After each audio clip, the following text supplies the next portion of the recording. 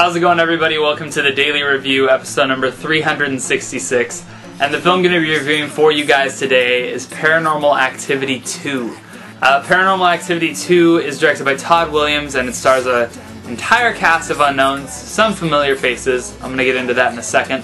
Paranormal Activity 2 is the sequel to the first film. It's more of a prequel, actually. And you find out that the sister of Katie from the first one, her and her family are experiencing some crazy sort of happenings at the house. They come home, they think there was a robbery, somebody broke in, but we the audience know better. That's not a robbery. So they install these security cameras in their home, and we get to watch what unfolds as the lights go off and the sun sets, and we get to see all the kind of crazy things that go on in this house. The film is also set 60 days, it informs you within the first 5 minutes of the film, 60 days before the death of Micah Sloat. See? Something in my room right now, I'm telling you.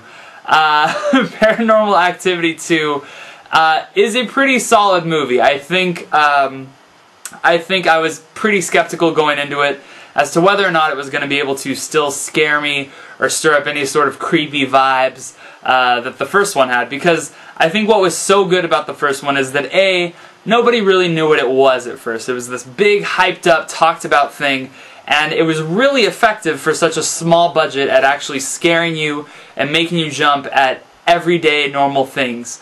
And I think I was skeptical going into the second one because, you know, what are you going to show me that I haven't already seen? And surprisingly, it does show you quite a few things that you have not seen in the first one. There are a lot of moments where I jumped out of my seat, a lot of very creepy sort of moments. They adopt the same strategy that the first one has as far as just showing you the security camera, and literally you'll be staring at the frame and nothing will be going on for 20 seconds. And then you'll start to see something slightly move and that sort of thing happen. And I think that that is a very creepy thing, knowing that you're sitting in silence, staring at a screen, and you are just waiting for something to happen. So you're searching for any little thing, and when that little thing does happen, it means so much more than anything else. I think that Paranormal Activity 2 has a few problems, I think namely from its ending. I think that the ending is completely tacked on and kind of cheesy in a weird sort of way, because it's trying to pull at your nerves and your heartstrings, if you have any, for the first one. And I think that it also does this cheating sort of a thing, where in the first one you have this couple and, you know, they're going about their lives and you're concerned about them. And in this one I felt like they throw in a baby and they throw in the dog, and it doesn't matter who the baby is, it doesn't matter who the dog is, you're gonna feel sympathy for them no matter what. And I think that's a really easy way to get an audience to feel empathetic towards somebody. Not to say that it's not effective, because it is incredibly effective. I just think that that's very easy out for a filmmaker.